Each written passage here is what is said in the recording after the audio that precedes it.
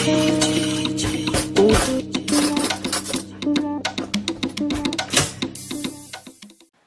guys, welcome back to my channel. You're watching Linda Lately.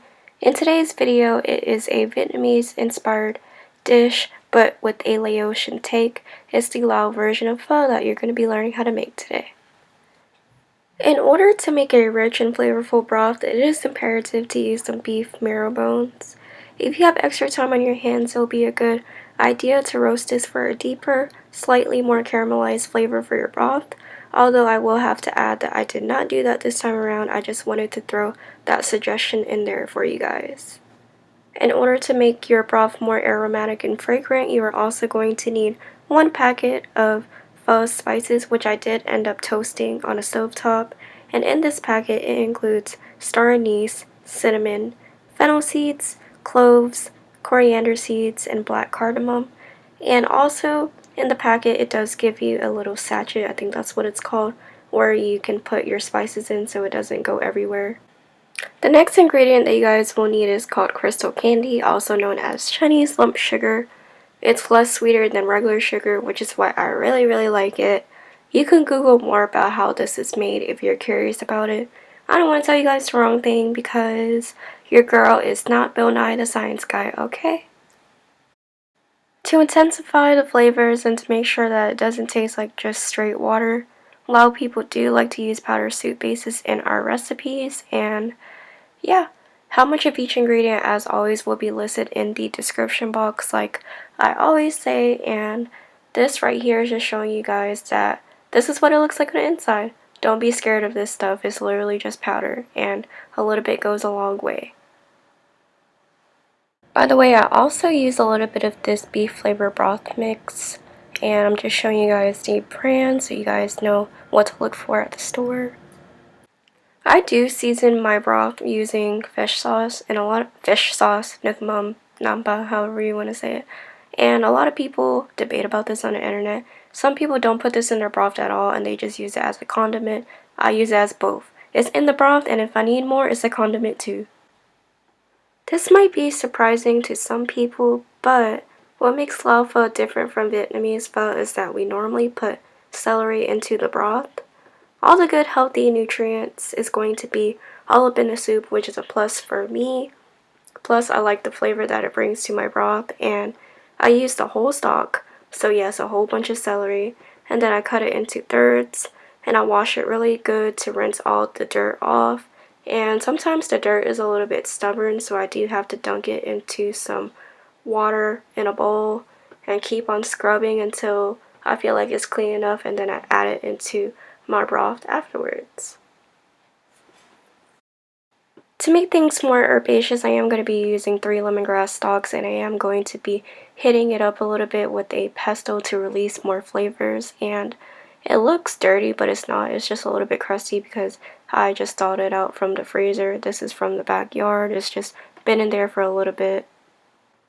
I know it seems like a million and one things that I added into the broth, but wait, there's more. So yes, I do have some yellow onion, which I charred, and then I also charred some garlic as well, and then I tried to do that with the ginger, but it didn't really do anything, it just shrunk in size.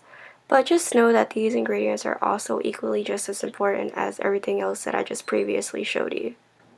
Here I have some beef ribs. They are tiny pieces because your girl is on a budget this week, so this will just have to suffice, but normally people use bigger pieces, or they even use oxtails, and after many hours of simmering, it'll become very tender and very delicious to eat with your pho.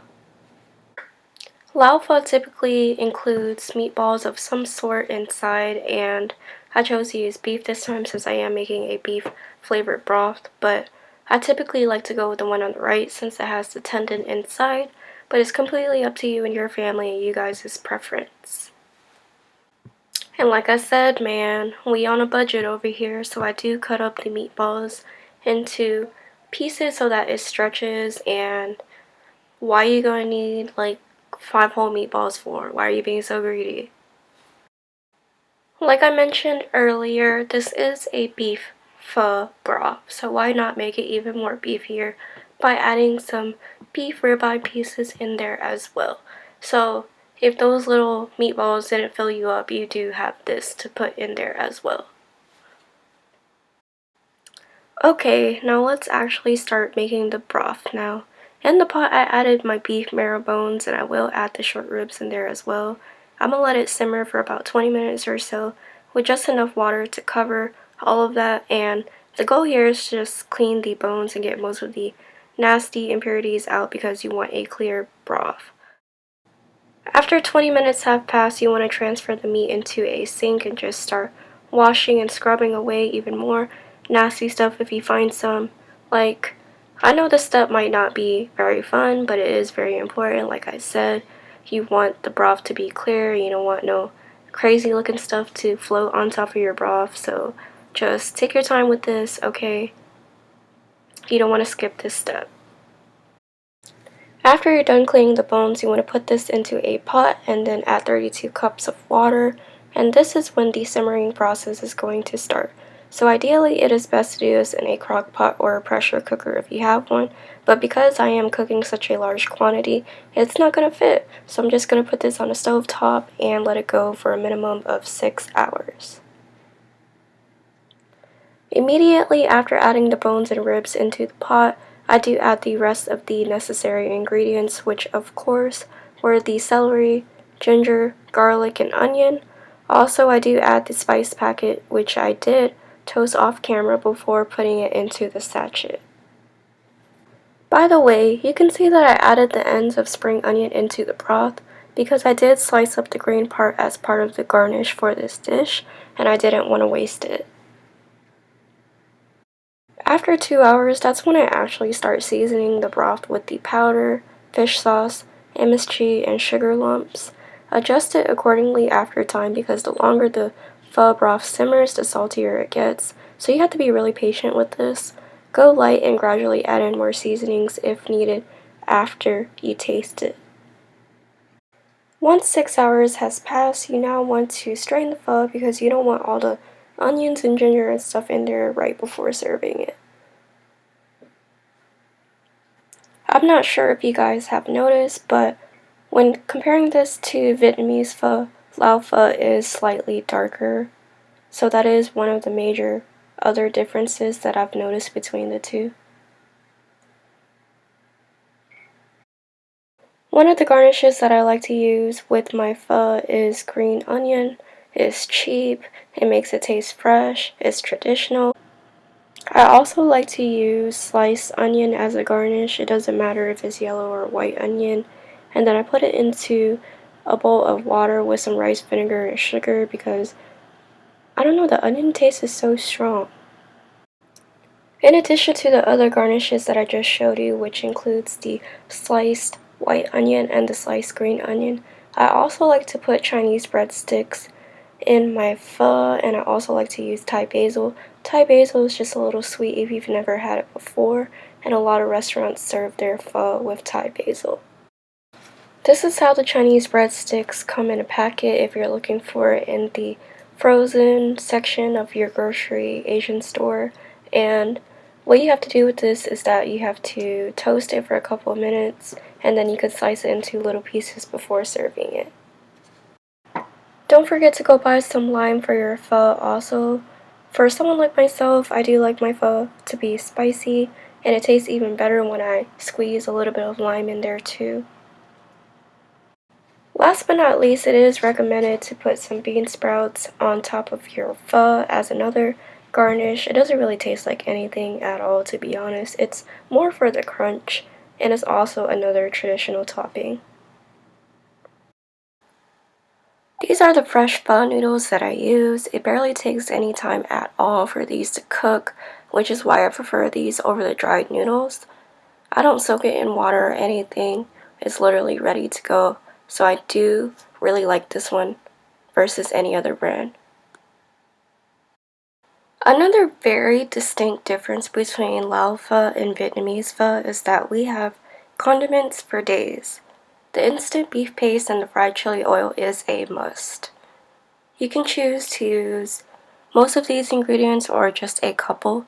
You basically have the option to customize the flavor in whichever way you prefer it. The list is endless. When preparing your pho, you can either choose to boil the noodles if you like it soft, or if you don't want it too soft, then put the noodles in the bowl raw and then the piping hot broth will cook it. After the noodles are in the bowl, add your meats and add the onions on top of the noodles.